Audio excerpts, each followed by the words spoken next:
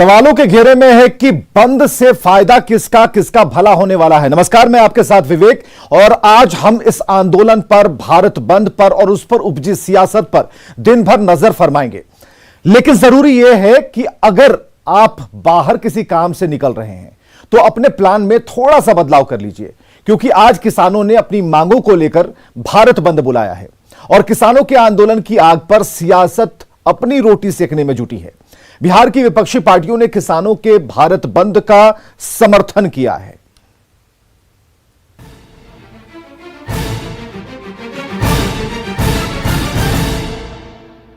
किसानों का भारत बंद है और एक बार फिर बिहार की विपक्षी पार्टियां इस मुद्दे को लपकने के मूड में है। ये हम नहीं कह रहे, ऐसा कहना है सत्ताधारी बीजेपी और जेडीयू का। जहां तक विपक्षी दलों का प्रश्न है, इनमें से एक भी विपक्षी दल का ना तो कोई किसान संगठन है, ना किसान मांग पत्र है।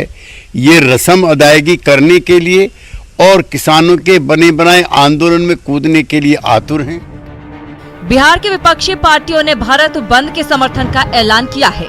आरजेडी और कांग्रेस के इस ऐलान के बाद बिहार में राजनीतिक बहस तेज हो गई है। बीजेपी और जेडीयू के नेताओं ने आरोप लगाया है कि आरजेडी कांग्रेस को किसानों से कुछ लेना देना नहीं, ये तो बस किसानों के बहाने सियासी रोटी सेकने की कोशिश कर रहे हैं। ये लड़ाई तो सीधे पूंजीपति वर्सेस गरीबों के बीच की लड़ाई है, किसान मजदूरों की लड़ाई। तो उनके कहने से क्या होगा, उनके अलग हटने से उनका कोई समर्थन थोड़ी है। इन लोगों को लग रहा है, और किसान साथ भी दे रहे हैं मोदी जी को, मजदूर भी साथ दे रहे हैं, किसान भी साथ दे रहे हैं।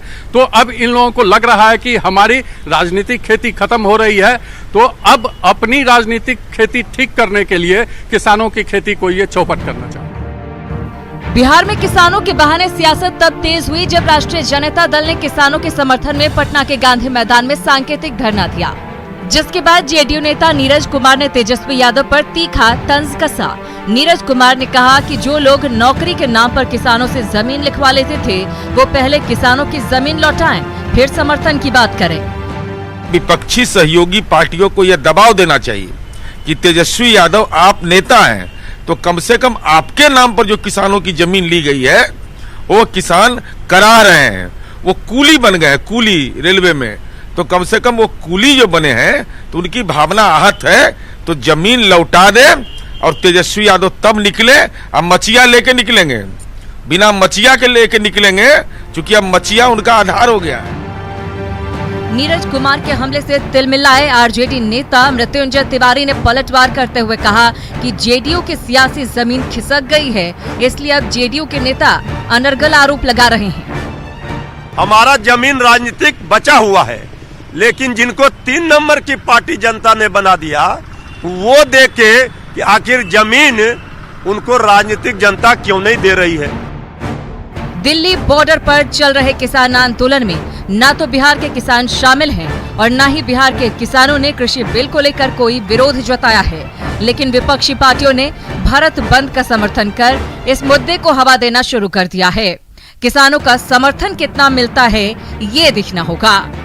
न्यूज़ 18 के लिए पटना से साकेत और दिल्ली से अमितेश की रिपोर्ट। तो किसानों की तरफ से भारत बंद का ऐलान किया गया है और जिस पर राजनीतिक पार्टियों ने रोटी सेकने की पूरी कोशिश की है। बंद पर सियासत के बीच आपको यह जानना बेहद जरूरी है कि आज क्या कुछ बंद रहेगा।